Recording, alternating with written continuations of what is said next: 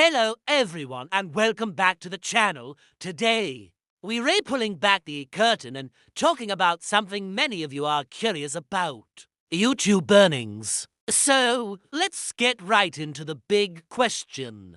With 166,223 views, what was the grand total? The number, straight from my YouTube Studio Analytics, is $1,194.29. Now, your first reaction might be, wow, that's a lot. Or maybe, I thought it would be more. Both are totally valid reactions, and that's exactly why I want to dive deeper. Because that single number doesn't tell the whole story. The most important metric to understand here is something called RPM, which stands for revenue per mil, or revenue per thousand views. It's basically what you earn, on average, for every 1,000 views your videos get. My channel's lifetime RPM is $7.19. So, if you do the math, 166,223 views divided by 1,000 and then multiplied by my $7.19 RPM. You get that $1,194 figure. See, it all lines up. But here's the fascinating part. RPM is not a fixed number. It's not the same for every YouTuber, or even for every video on the same channel. It's a dynamic metric influenced by several key factors. The first, and arguably the biggest, is your niche or the topics you cover. A channel talking about personal finance or real estate will likely have a much higher RPM than a channel focused on comedy sketches or gaming.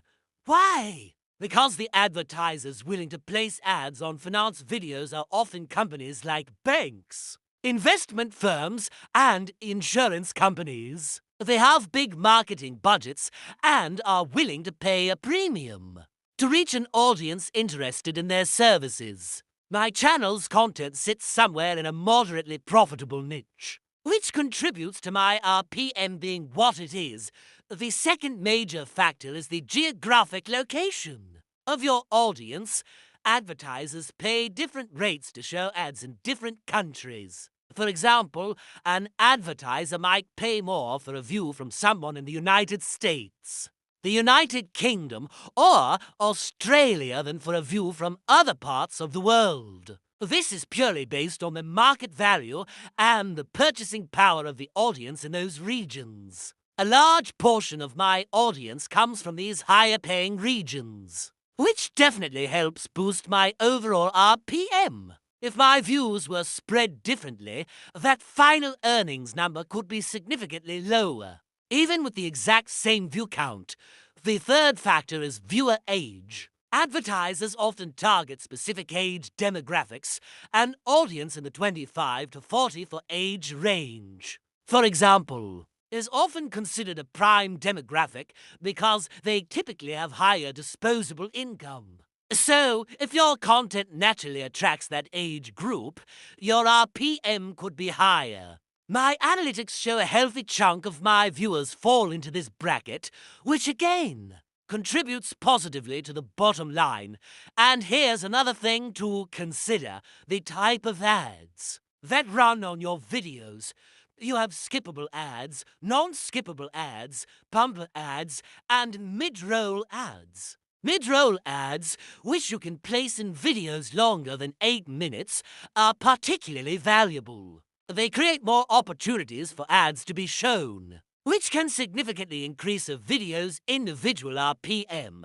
I make it a point to create videos longer than 8 minutes whenever the topic allows for it. Precisely for this reason, it's a strategic choice that directly impacts earnings. Let's look at a specific example. I have one video that went semi-viral and got around 50,000 views. That single video is responsible for a huge chunk of my total earnings. Its RPM is actually higher than my channel average because it attracted a very specific, high-value audience. On the other hand, I have dozens of other videos with a few hundred or a couple of thousand views each. Their individual contribution is small, but they all add up.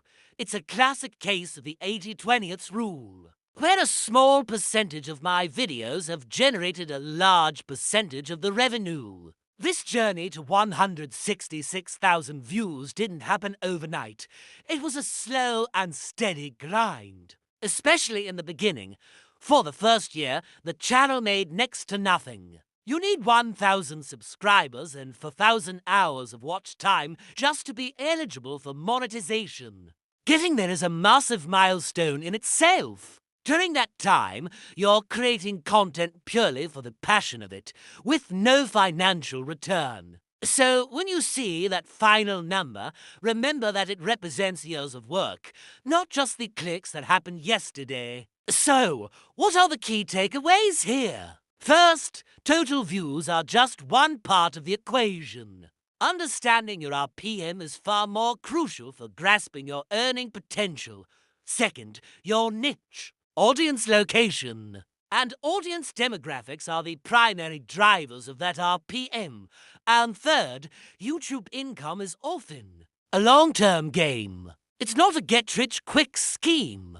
It's about building a community, providing value, and staying consistent over a long period. For anyone out there thinking of starting a YouTube channel, I hope this transparent look has been helpful. Don't get discouraged by the numbers, whether you think they're high or low. Focus on creating content you love for an audience that you want to connect with. The growth and eventually the income will follow as a byproduct of the value you provide.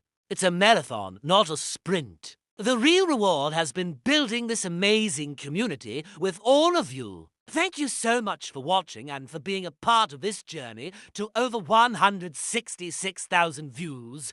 Your support means the world. If you found this video interesting or helpful, please give it a thumbs up and consider subscribing to the channel for more content like this. Let me know your thoughts in the comments below. Until next time, take care.